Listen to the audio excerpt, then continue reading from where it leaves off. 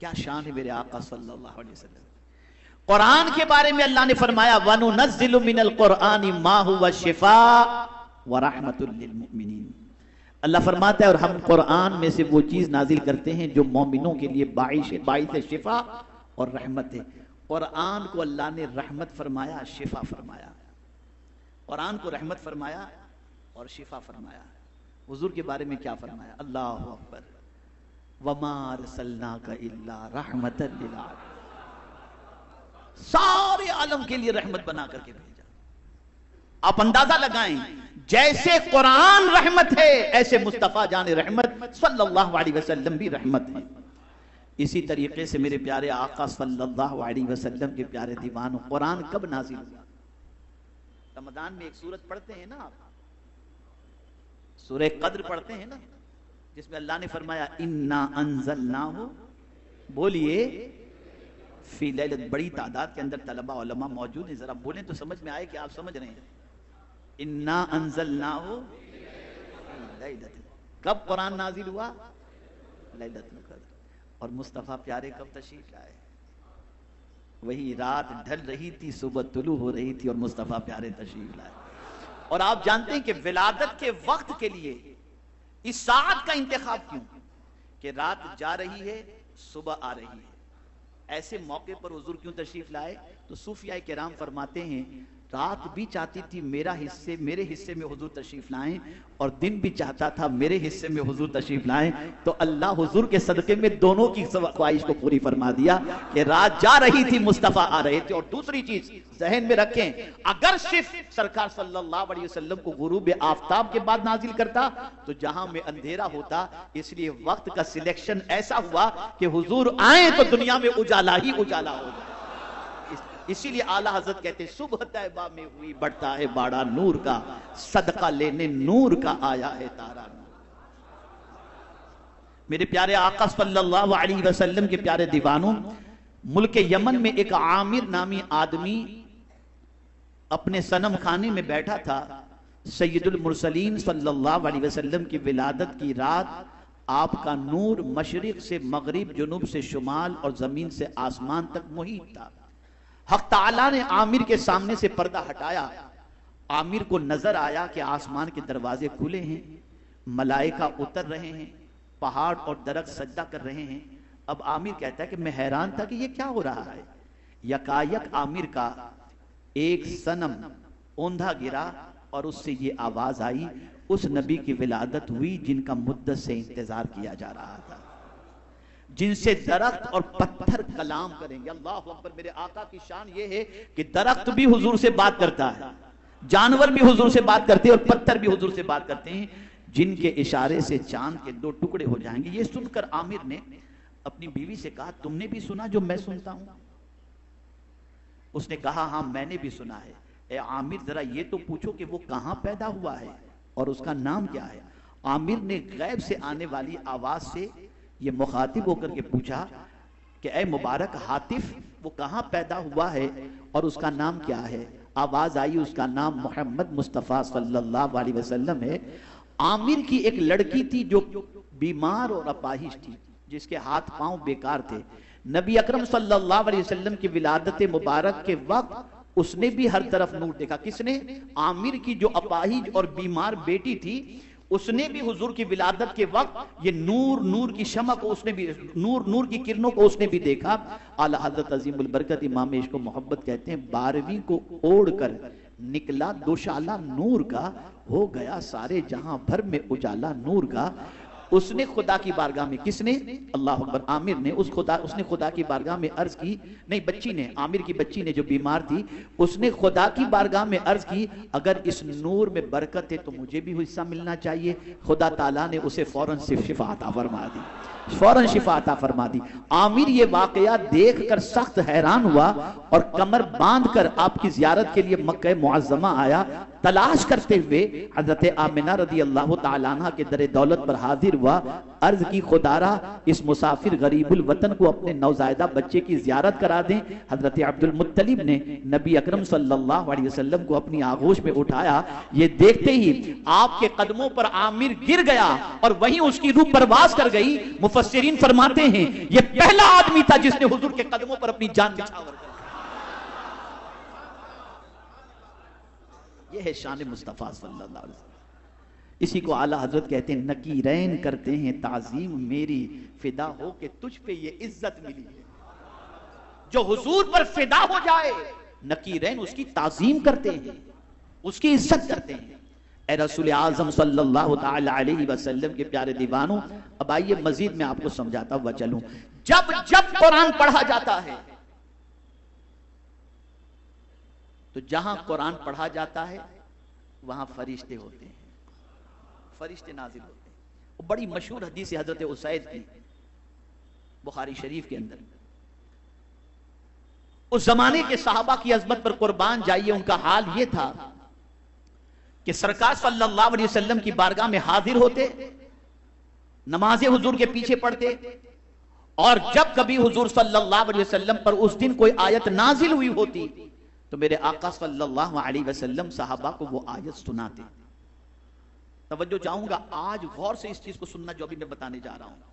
حضرت اسید رضی اللہ تعالی عنہ بھی رسول اعظم صلی اللہ علیہ وسلم کی صحبت کے اندر بیٹھتے اور رات کو کام کاج سے فارغ ہو کر جب گھر آتے تو جو کچھ حضور سے سنے ہوتے وہ ساری چیزیں گھر آ کر اپنے بیوی بچوں کو بتاتے، یعنی آیات بتاتے، اور اگر کچھ نہ سنے ہوتے تب بھی قرآن شریف کی تلاوت وہ رات کو کرتے، یہ ان کی عادت تھی۔ ایک مرتبہ حضرت اسید، یہ بخاری شریف کی حدیث ہے، حضرت اسید رضی اللہ تعالیٰ عنہ سرکار کی بارگاہ سے گھر پہنچے، رات کو تھکے ہوئے تھے۔ دیکھیے رات کو آپ بھی تھکتے ہیں، میں بھی تھکتا ہوں، لیکن ہم لوگ قرآن نہیں پڑھتے تھک کر کے، رات کو لیٹے لیٹے 2 گھنٹے تک واٹس ایپ پر مغزماری کرتے ہوتے ہیں، یوٹیوب کے چینل کو گھماتے رہتے ہوتے ہیں، لیکن صحابہ کی کیفیت کیا تھی۔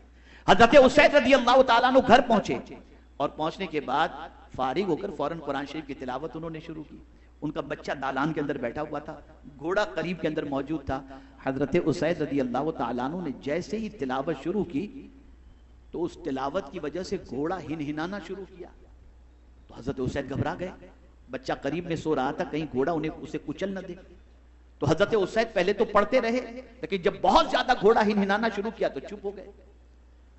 لیکن چپ ہونے کے بعد حضرت اسید رضی اللہ تعالی عنہ اپنے گھر کی طرف تلاوت بند کر کے جانے لگے، کمرے کی طرف گھوڑا ہنہنانا بند کر لیا۔ ادھر یہ قرآن کی تلاوت روک دیتے، گھوڑا ہنہنانا روک دیتا۔ آپ اپنے حجرے کی طرف، کمرے کی طرف بڑھے، اچانک آسمان کی طرف سر اٹھا کر دیکھا تو کیا دیکھتے ہیں؟ ایک تخت ہے، نورانی تخت، جس کے چوں طرف روشنی ہی روشنی ہے۔ حیران ہوئے کہ یا اللہ یہ تخت کیسا، یہ روشنی کیسی؟ بہرحال سو گئے۔ صبح فجر کی نماز حضور کے پیچھے ادا کرنے کے لیے تشریف لے گئے۔ جب سرکار صلی اللہ علیہ وسلم کی بارگاہ میں نماز کے بعد بیٹھے تو عرض کرنے لگے، حضور میں نے کل رات ایک عجیب منظر دیکھا، میں قرآن پڑھ رہا تھا تو گھوڑا ہنہناتا تھا، جس کی وجہ سے مجھے ڈر تھا کہ کہیں میرے بچے کو تکلیف نہ پہنچائے، میں نے تلاوت بند کی۔ لیکن حضور جب میں تلاوت بند کر کے آسمان کی طرف دیکھا تو میں نے ایک نورانی تخت دیکھا جس میں روشنی ہی روشنی تھی۔ حضور یہ کیا چیز رہی ہوگی؟ تو میرے آقا فرماتے ہیں تیری تلاوت فرشتوں کو اتنی پسند تھی کہ آسمان سے فرشتے تیری تلاوت سننے کے لیے آئے۔ یہ کوئی اور چیز نہیں تھی، یہ فرشتوں کا نور تو دیکھ رہا تھا، اور جب تک تو تلاوت کرتا رہتا یہ فرشتوں کی بارات تیری تلاوت کو سننے کے لیے حاضر ہوتے۔ پتا چلا جب تلاوت کی جاتی ہے تو فرشتے آتے ہیں۔ یا رسول اللہ آپ کی عظمتوں پر قربان، آپ کا امتی کہیں بھی درود پڑھے فرشتے وہاں درود لینے کے لیے آ جایا کرتے ہیں، اور آپ پر پڑھا گیا درود فرشتے لے جا کر حضور کی بارگاہ میں پہنچتے ہیں۔ اور یہ تو الگ فرشتے ہوئے، بلکہ میرے مصطفیٰ کی شان تو یہ ہے کہ صبح و شام 70,000 فرشتے حضور کی بارگاہ میں سلام پیش کرنے کے لیے آتے ہیں، اور جو ایک بار آیا اسے قیامت تک دوبارہ آنے کا موقع نصیب نہیں ہوگا۔ تو جہاں قرآن پڑھنے پر فرشتوں کا نزول ہوتا ہے وہیں درود پڑھنے پر بھی فرشتوں کا نزول ہوتا ہے۔ یہ مصطفیٰ جان رحمت صلی اللہ علیہ وسلم کی شان بابرکت ہے۔ میرے پیارے آقا صلی اللہ تعالی علیہ وسلم کے پیارے دیوانوں، اسی طریقے سے آپ دیکھیں رسول اعظم صلی اللہ علیہ وسلم نے فرمایا اقرأوا القرآن فإنه یأتی یوم القیامت شفیعا لأصحابہ۔ سرکار صلی اللہ علیہ وسلم فرماتے ہیں قرآن پڑھو کیونکہ یہ قیامت کے دن اپنے پڑھنے والوں کی شفاعت کرے گا۔ ایک مقام پر آقا کریم صلی اللہ علیہ وسلم نے فرمایا الصیام والقرآن یشفعان یوم القیامہ، روزے اور قرآن قیامت کے دن شفاعت کریں گے۔ قرآن بھی شفاعت کرنے والا اور مصطفیٰ بھی شفاعت کرنے والا۔ مصطفیٰ جان رحمت صلی اللہ علیہ وسلم بھی شفاعت کرنے والے۔ آقا کریم صلی اللہ علیہ وسلم نے ارشاد فرمایا ان شفاعتی لکل مسلم، میری شفاعت ہر مسلمان کے لیے ہے۔ اعلیٰ حضرت عظیم البرکت امام عشق و محبت کہتے ہیں شفاعت کرے حشر میں جو رضا کی، شفاعت کرے حشر میں جو رضا کی، سوا تیرے کس کو یہ قدرت ملی ہے۔ تو جہاں قرآن شفاعت کرے گا وہیں پر مصطفیٰ جان رحمت صلی اللہ علیہ وسلم بھی شفاعت کریں گے۔ اور جب میں مطالعہ کر رہا تھا اس کتاب کا اور جب یہاں پہنچا تو طبیعت مچل گئی اس آیت کے اوپر، اور رسول اعظم صلی اللہ علیہ وسلم کی عظمت پر یقین جانے میں کیا بتاؤں کہ کس حد تک اللہ کو اپنے محبوب صلی اللہ علیہ وسلم سے پیار ہے۔ اس کی چاشنی کو ان دو آیتوں سے آپ محسوس کریں اور اس کے بعد اپنے دل میں اپنے آقا کی عظمتوں کو بٹھانے کی کوشش کریں۔ دیکھیے قرآن، اس کی حفاظت کا ذمہ اللہ نے کیوں لیا؟ قرآن کی حفاظت کا ذمہ اللہ نے کیوں لیا؟ بعض عقلاء، بعض مفسرین، بعض صوفیاء کرام فرماتے ہیں کہ آقا کریم صلی اللہ علیہ وسلم کو اضطراب تھا، بے قراری تھی۔ کیا بے قراری تھی؟ اگلے رسولوں پر جو کتاب نازل ہوئی تھی یا تو ان کے زمانے میں لوگوں نے بدل دی، یا ہر جانے والے رسول کے بعد کوئی دوسرے رسول آنے والے تھے تو کوئی دوسری نئی کتاب آ جاتی۔ اب حضور صلی اللہ علیہ وسلم کو بے چینی ہوئی کہ اے اللہ تو نے مجھے آخری نبی بنا کر تو بھیجا ہے، اب میرے بعد تو کوئی نبی آنا نہیں۔ جیسے تیری پہلی کتابوں کو لوگوں نے بدل دیا یا حذف کر دیا یا ضائع کر دیا، اگر قرآن کو بھی لوگ بدل دیں یا اس کے اندر کوئی تحریف پیدا کر دیں یا اسے مٹا دیں تو میرے کریم میرے امتیوں کو ہدایت کیسے ملے گی؟ اس لیے کہ میں آخری نبی، میرے بعد کوئی نبی آنا نہیں، اس کی وجہ سے اب کوئی کتاب بھی تیری آئے گی نہیں، تو اب یہ کتاب اگر ضائع ہو گئی، تحریف ہو گئی تو میرے امتیوں کو ہدایت کا چراغ کہاں سے ملے گا؟ اللہ نے اپنے محبوب کے اضطراب پر فرمایا غم نہ کرو، انا نحن نزلنا الذکر وانا لہ لحافظون۔ میرے محبوب اب اس کتاب کی حفاظت کا ذمہ ہم لیتے ہیں، ہم ہی اس کتاب کی حفاظت کریں گے۔ ہزار بدلنے کی کوئی کوشش کرے، کوئی اس کتاب کو بدلنے کی طاقت نہیں رکھتا۔ جب سے قرآن نازل ہوا تب سے لے کر آج تک جیسا قرآن نازل ہوا تھا ویسا ہی قرآن آج بھی موجود ہے۔ تو اب سوال یہ ہوتا ہے اللہ تو نے قرآن کی حفاظت کا ذمہ تو لیا، کیا حضور کی حفاظت کا بھی ذمہ لیا؟ تو قرآن کہتا ہے ہاں میرے محبوب کی حفاظت کا بھی میں نے ذمہ لیا۔ واللہ یعصمک من الناس، اللہ تمہاری لوگوں سے حفاظت فرمائے گا۔ تو جیسے قرآن کی حفاظت خدا کے ذمہ ہے، ایسے ہی مصطفیٰ کی حفاظت کا ذمہ بھی اللہ کے ذمہ ہے۔ کیا شان ہے میرے آقا، کیا شان ہے میرے سرکار صلی اللہ علیہ وسلم۔ ذرا سوچو کتنی عظمت والے رسول کے ہم امتی ہیں کہ پروردگار جل جلالہ نے اپنے محبوب صلی اللہ تعالی علیہ وسلم کے امتی میں ہمیں شامل فرمایا اور رسول رحمت صلی اللہ تعالی علیہ وسلم کے غلاموں کے اندر ہمیں رکھا۔ میرے پیارے آقا صلی اللہ تعالی علیہ وسلم کے پیارے دیوانوں، بہت سارے ارشادات رسول اعظم صلی اللہ علیہ وسلم سے متعلق ہیں اور آقا کریم صلی اللہ تعالی علیہ وسلم کی عظمتوں سے متعلق ہیں۔ یہاں یہ بات ذہن کے اندر بالکل محفوظ کر لو، خاص طور پر اسے محفوظ کر لو۔ جیسے قرآن ہمارے دل میں اس کی محبت ہے، جیسے قرآن مقدس کو ہم بافیض مانتے ہیں، ہم یقین رکھتے ہیں کہ مرنے والے کے مرنے کے بعد اگر قرآن پڑھ کر اس کو ایصال ثواب کیا جائے تو اللہ تعالیٰ مرحوم کو قبر میں فائدہ پہنچاتا ہے، ایسے ہی مرنے والا جب مر جائے اور درود پڑھ کر اس مرنے والے کو ایصال ثواب کیا جائے تو اس کا فائدہ بھی اللہ مرنے والے کو عطا فرماتا ہے۔ میں ایک واقعہ آپ کے سامنے عرض کروں۔ غالباً بایزید بستامی علیہ الرحمہ یا حضرت حسن بصری علیہ الرحمہ کا واقعہ ہے. میرے پیارے آقا صلی اللہ تعالی علیہ وسلم کے پیارے دیوانوں ایک قبرستان کی زیارت کے لیے وہ گئے. اب تو قبرستان کی زیارت کے لیے کون جاتا ہے؟ میں سمجھتا ہوں مشکل سے کسی کے انتقال پر کوئی جنازے میں شریک ہو کر اچانک قبرستان پہنچ جائے تو الگ بات ہے، ورنہ خاص قبرستان میں جا کر کے عبرت حاصل کرنے کا جذبہ قطعی طور پر نہیں. بلکہ پہلے تو لوگ قبرستان جاتے تھے تو عبرت بھی حاصل کرتے تھے، اور اب تو قبرستان جا کر دھندے کی باتیں کر رہے ہوتے ہیں. عجیب سچویشن، عجیب حال ہو گیا. قبرستان سے بڑھ کر کے نصیحت کی کوئی دوسری جگہ نہیں ہے. میں یہاں دو باتیں آپ کے سامنے رکھوں گا. غالباً حضرت حسن بصری یا حضرت بایزید بستامی رضی اللہ تعالی عنہما میں سے کوئی پہلے دن جب قبرستان پہنچے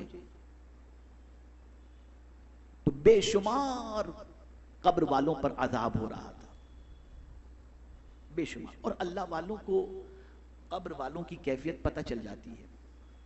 جو مشاہدہ کرتے ہیں، جو صاحب دل ہوتے ہیں، جو صاحب تقوی ہوتے ہیں، اس کے بھی درجات ہیں. مشاہدے کی منزل پر آدمی کب پہنچتا ہے؟ اس کے 4 اسٹیجز ہیں.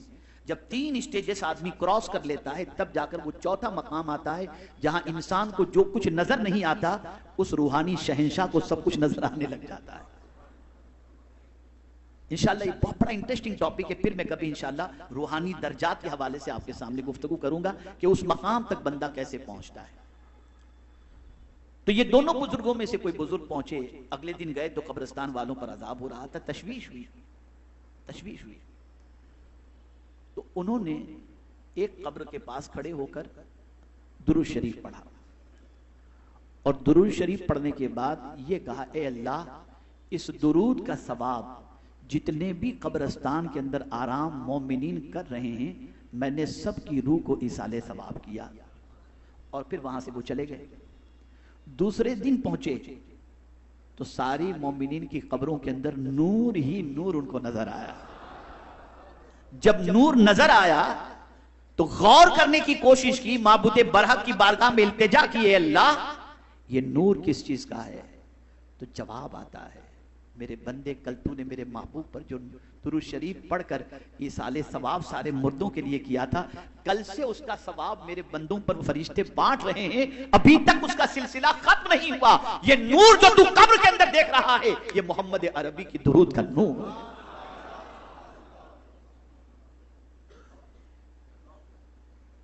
میں نے گزشتہ سے پیوستہ اجتماع میں آپ کو بتایا تھا حضرت حامد سعید کاظمی علیہ الرحمہ کا ایک قول. جب وہ مواجہ اقدس کی طرف رک کر کے دعا کر رہے تھے تو ایک وہاں کے شخص نے آ کر کے ان سے کہا، کیا تم کعبے سے زیادہ مزار مصطفیٰ کو افضل سمجھتے ہو اور ادھر رک کرنے کی بجائے ادھر رک کرتے ہو؟ تو حضرت کاظمی صاحب علیہ رحمت و رضوان نے فرمایا تھا، ہاں میں کعبے سے بھی افضل حضور کی ذات کو اور مزار انور کو سمجھتا ہوں. وہ پکڑ کے لے گیا قاضی صاحب کے پاس. قاضی نے سوال پوچھا کہ کیا تم مزار مصطفیٰ صلی اللہ علیہ وسلم کو جس طرف تم رک کر کے دعا کر رہے تھے کعبے سے افضل سمجھتے ہو؟ تو انہوں نے کہا، مجھے ایک سوال کا جواب دو. حضرت عیسیٰ علیہ السلام اللہ کے شکر کرنے والے بندے تھے، اور انہوں نے جب اللہ کا شکر بے انتہا کیا تو اللہ نے اپنے فرمان کے مطابق کہ لَإِن شَكَرْتُمْ لَأَزِيدَنَّكُمْ، تم شکر کرو گے ہم تمہیں زیادہ عطا کریں گے. تو اللہ نے حضرت عیسیٰ علیہ السلام کو زمین سے اٹھا کر چوتھے آسمان پر پہنچا دیا. ترقی ہوئی نا، زمین سے چوتھے آسمان پر. تو شکر کا صلہ تو یہ ملا. اب حضرت عیسیٰ علیہ السلام اس پر بھی اللہ کا شکر ادا کیے کہ مولا تو نے یہاں تک پہنچا دیا. تو ہونا تو یہ چاہیے تھا کہ لامکان تک پہنچا دیتا، لیکن اللہ نے وہاں نہیں پہنچایا. اللہ نے پہلوئے مصطفیٰ میں ان کے لیے جگہ رکھنے کا حکم دیا کہ جب ان کا انتقال، وہ آئیں گے دنیا میں، اور جب ان کا انتقال ہوگا تو حضور کے پہلو کے اندر ان کو دفن کیا جائے گا. یہ انہوں نے کہا قاضی سے بتاؤ یہ حق ہے یا نہیں؟ کہا ہاں. تو بولے پتہ چلا اللہ نے لامکاں کی سیر نہیں کرائی، عرش کی سیر نہیں کرائی، بتا دیا تیرے شکر کا صلہ میں تجھے زیادہ دوں گا. میرے نزدیک جو عرش سے بھی افضل ہے وہ مصطفیٰ جان رحمت جہاں آرام کر رہے ہیں وہ جگہ ہے. اس لیے اے عیسیٰ تیرے شکر کا بدلہ میں تجھے وہ عطا کروں گا کہ عرش سے بھی افضل وہ جگہ ہے جہاں مصطفیٰ آرام کر رہے ہیں. قاضی اکا بکا رہ گیا، کوئی جواب نہیں تھا اس کے پاس. تو اے رسول اعظم صلی اللہ علیہ وسلم کے دیوانوں، خوب میرے آقا صلی اللہ تعالی علیہ وسلم کی محبت و عقیدت و الفت کے ساتھ یاد مناؤ، اور یاد رکھیں خوشی کس کو ہوتی ہے اور غم کس کو ہوتا ہے. جو لوگ کہتے ہیں کہ یار یہ کیا تم حضور کی میلاد کی خوشی مناتے ہو، دیکھیے جانے کا غم ہوتا ہے، آنے کی خوشی ہوتی ہے. اور جس سے محبت ہو نا، جس سے محبت ہو اس کے آنے پر خوشی منائی جاتی ہے. خوشی نہ منانا یہ اس بات کی علامت ہے کہ آنے والے سے محبت نہیں ہے. ہم آنے والے کی آنے پر خوشی بنا کر یہ اظہار کر رہے ہیں جو آئے ہیں نا میرے آقا، ان کے آنے سے ہم خوش ہیں، ان سے ہم محبت کرتے ہیں. تو آنے والے کے آنے کی خوشی منانا یہ بھی محبت کی علامت ہے. تو میرے پیارے آقا صلی اللہ علیہ وسلم کے پیارے دیوانوں، حدود شریعت میں رہتے ہوئے، رسول اعظم کی تعلیمات پر عمل کرتے ہوئے آقا کریم صلی اللہ علیہ وسلم کی ولادت کی خوشی مناؤ. اپنے دل میں حضور کی عظمتوں کو بٹھاؤ. بہت عظمت والے رسول اللہ عز و جل نے ہمیں عطا فرمائے. میرے آقا کی شان سب سے افضل و اعلیٰ ہے. اگر یہ کہا جائے تو غلط نہیں، اور کہنے والے نے صحیح کہا، بعد از خدا بزرگ توئی قصہ مختصر اتنا ہی ہے، آپ سمجھ لو اللہ کے بعد جو سب سے افضل و اعلیٰ ہیں وہ مصطفیٰ جان رحمت صلی اللہ علیہ وسلم ہے. آقا سے دل لگاؤ. یہ ایک بڑا لمبا ٹاپک ہے کہ کیا اس دل سے پوچھا جائے گا کہ تو نے حضور سے محبت کی یا نہیں کی. پوچھا جائے گا دل سے کہ میرے محبوب سے محبت کی یا نہیں کی. اور جب محبت ہو جائے تو کیفیت کیا ہونی چاہیے، اس کا تذکرہ بھی قرآن و حدیث میں موجود ہے. اللہ رب العزت جل جلالہ آقا کریم رؤوف الرحیم علیہ التحیۃ والتسلیم کے صدق و طفیل مجھے آپ کو سب کو اپنے آقا کی محبت میں جینے مرنے کی توفیق عطا فرمائے. جس طرح ہم قرآن کا احترام کرتے ہیں ایسے ہی مصطفیٰ جان رحمت صلی اللہ علیہ وسلم کی بھی تعظیم بجا لانے کی کوشش کریں. وما علینا الا البلاغ المبین. السلام علیکم ورحمۃ اللہ وبرکاتہ. میرے پیارے آقا صلی اللہ تعالی علیہ وسلم کے پیارے دیوانوں، کیریئر گائیڈنس سیمینار الحمدللہ ٹیم ایس ڈی آئی امید کی جانب سے سنی دعوت اسلامی شاخ چیتا کیمپ کے زیر اہتمام 8ویں جماعت سے اوپر کے طلباء اور طالبات کے لیے کیریئر گائیڈنس اور مشاورت کونسلنگ کا پروگرام منعقد کیا گیا ہے. 24 اگست بروز اتوار صبح 10:30 بجے سے دوپہر 1 بجے تک Shaji Nagar municipal school number 1 لال میدان کے سامنے چیتا کیمپ. آپ سب سے شرکت کی پرخلوص گزارش ہے. اللہ تعالی ہم سب سے وہ کام لے جس سے اللہ اور اس کے رسول راضی ہو جائیں. دوسرا اعلان، آپ نے سنا ہوگا سنی دعوت اسلامی کی جانب سے 1500 سالہ میلاد مصطفیٰ صلی اللہ علیہ وسلم منانے کا ایک طریقہ یہ بھی رکھا گیا ہے کہ گلدستے سیرت النبی صلی اللہ علیہ وسلم سے اس کا مقابلہ ہوگا، کمپٹیشن ہوگا، اور اس میں سے سوالات پوچھے جائیں گے. ہزاروں کی تعداد میں لوگ پارٹیسپیٹ ہوئے ہیں. میں ان سب کا مشکور ہوں جنہوں نے سیرت مصطفیٰ صلی اللہ علیہ وسلم کا مطالعہ کیا اور مقابلے کے اندر شریک ہوئے. لیکن یہ ایک جنرل عوام ہی کے مقابلے تک محدود نہیں. الحمدللہ 3 اور مقابلے بھی ہونے ہیں. ہمارے وہ مکاتب جو اس وقت 96 کے قریب کم و بیش ممبئی کے اندر چلتے ہیں، جس میں ننھے بچے بھی پڑھ رہے ہیں، ننھے بچے بڑے بچے سب پڑھ رہے ہیں. اس مکتبہ اسلامیات کے بچوں کا ایک سیپریٹ کمپٹیشن ہوگا. اسی کے ساتھ ممبئی تھانہ کے قریب میں جتنے بھی دارالعلوم اہل سنت و جماعت کے چلتے ہیں ان کے طلباء اور طالبات کا کمپٹیشن سیپریٹ ہوگا. اسی طریقے سے سنی دعوت اسلامی کی اسکول کے طلباء اور طالبات ان کا کمپٹیشن سیپریٹ ہوگا. سب کی ڈیٹس الگ ہوں گی اور اسی اعتبار سے انشاءاللہ کمپٹیشن ہوگا. ہمارا انٹینشن صرف اتنا ہے لوگ حضور کو پڑھیں اور جانیں کہ مصطفیٰ کی عظمت کیا ہے، شان مصطفیٰ صلی اللہ علیہ وسلم. میں اس کو ایک ایگزامپل کے ذریعے بتاؤں. ایک بالکل کالا کلوٹا شخص، بال بکھرے ہوئے، وہ اگر آ جائے، یہ ایگزامپل سمجھنے کے لیے، صرف سمجھنے کے لیے، کوئی آ جائے تو آدمی کہے گا یہ کون ہے پتہ نہیں.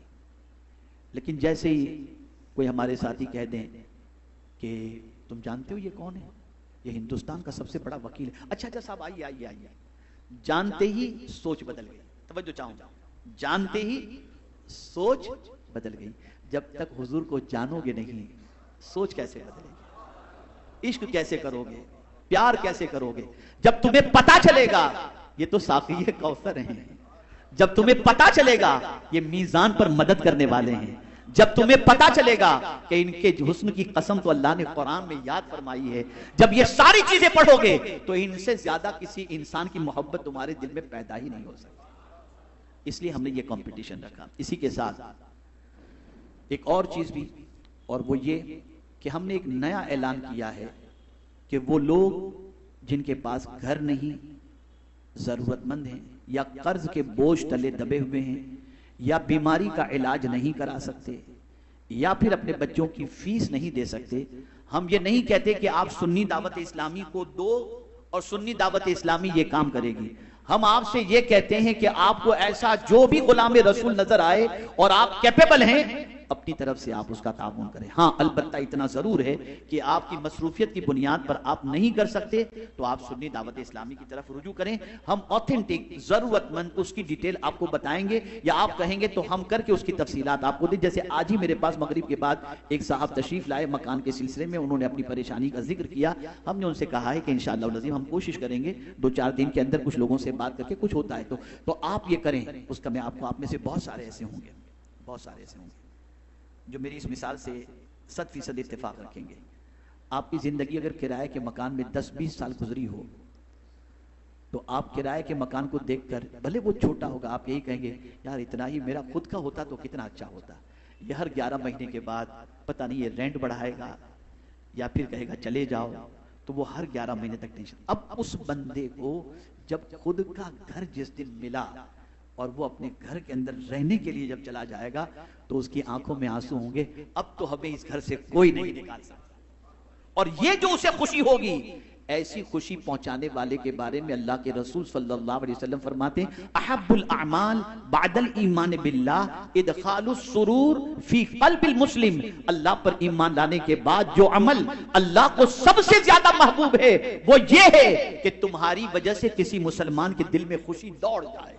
ادھر مسلمان خوش ہوا، ادھر اللہ عز و جل کا پیار تم پر نچھاور ہوا.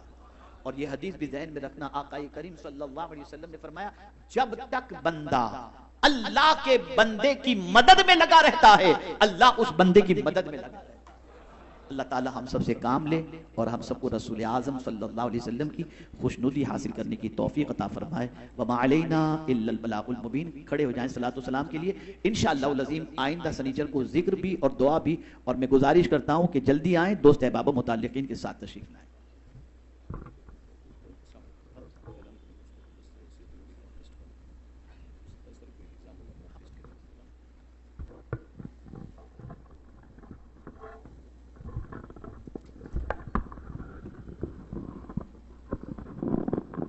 السلام علیکم ورحمۃ اللہ وبرکاتہ. میرے پیارے آقا علیہ الصلوۃ والتسلیم کے پیارے دیوانوں، جیسا کہ آپ نے سنا الحمدللہ حضور اکرم صلی اللہ علیہ وسلم کی میلاد پاک کے موقع پر عالمی تحریک سنی دعوت اسلامی کی جانب سے گلدستہ سیرت النبی صلی اللہ علیہ وسلم کانٹیسٹ رکھا گیا ہے. ہزاروں کی تعداد میں لوگوں نے اس میں شرکت کی، اپنے فون نمبر رجسٹر کرائے، اور روزانہ انہیں مرکز کی طرف سے، تحریک کی طرف سے درس بھی جا رہا ہے، میسیجز بھی جا رہے ہیں. ایک اہم اعلان ان کے لیے، اور بہت توجہ کے ساتھ اس کو سنیں. انشاءاللہ 27 تاریخ کو صبح 11 بجے ایک ٹرائل کے لیے، آپ کی ٹریننگ کے لیے ایک موک ٹیسٹ ہوگا. یعنی ایگزام کیسے دینا ہے یہ پورا سمجھانے کے لیے ایک موک ٹیسٹ ہوگا. آپ کو 10 سوالات کی لنک شیئر کی جائے گی، آپ اس پر کلک کریں اور آپ ان 10 سوالوں کے جواب دیں گے. ٹھیک ہے، یہ آپ کی پریکٹس کے لیے ہے، اور پھر اس لنک کو آپ سنبھال کر رکھیں گے. وہی لنک انشاءاللہ 31 اگست کو اتوار کے دن جو فائنل ایگزام ہونا ہے صبح 11 بجے سے 1 بجے تک، وہی لنک ہوگا. اسی لنک پر آپ کو پیپر دیا جائے گا، ایگزام ہوگا، اور آپ کو 2 گھنٹے کا وقت دیا جائے گا. ہر سوال کا جواب دینے کے لیے آپ کے پاس 60 سیکنڈ ہوں گے، یعنی 1 منٹ کے اندر آپ کو ایک سوال کا جواب دینا ہے. 100 سوالات ہوں گے اور ہر سوال کے جواب کے عوض 1 مارک ملے گا، یعنی 100 مارکس کا وہ پیپر ہوگا. اس میں کتنے سوالوں کے جوابات آپ نے دیے ہیں اور کتنا کم وقت میں آپ نے جواب دیا ہے اس کو کاؤنٹ ہوگا، اور اسی اعتبار سے انشاءاللہ عید میلاد النبی صلی اللہ علیہ وسلم کی شب میں جو ونرز ہوں گے ان کے ناموں کا اعلان کیا جائے گا. تو 27 تاریخ کو جو لنک آئے گی وہ موک ٹیسٹ کی لنک ہے آپ کو تیاری کے لیے اور ایگزام کے لیے فیملیئر بنانے کے لیے, تو اس پر آپ کی توجہ ہونی چاہیے, اس کو ہرگز آپ مس نہیں کریں گے. ٹھیک ہے, درود شریف پڑھ لیں ایک مرتبہ. شفیع امم تم پہ بے حد سلام ہے, جلیل و شیم تم پہ بے حد سلام. پھر مدینے میں ہم کو بلا لیجئے اے میرے محترم, تم پہ بے حد سلام. چاہتا ہے رضا شاکر چاہتا ہے رضا شاکر غوزدہ, کہہ تو راضی ہے ہم تم پہ بے حد سلام ہے. شفیع امم تم پہ بے حد سلام ہے, جمیل و شیم تم پہ بے حد سلام. الصلاة والسلام علیک یا رسول اللہ وعلی آلک واصحابک یا نور اللہ. بسم اللہ الرحمن الرحیم. الحمدللہ رب العالمین والصلاة والسلام علی سید الانبیاء والمرسلین وعلی آلہ واصحابہ الطیبین الطاہرین. اللہم انک عفو تحب العفو فاعف عنا یا کریم. اللہم انا نسألک العفو والعافیہ والمعافاة الدائمة في الدین والدنیا والآخرہ والفوز بالجنة والنجاة من النار یا عزیز یا غفار یا رب العالمین. اللہم اشف مرضانا ومرضى المسلمین یا شافی الامراض.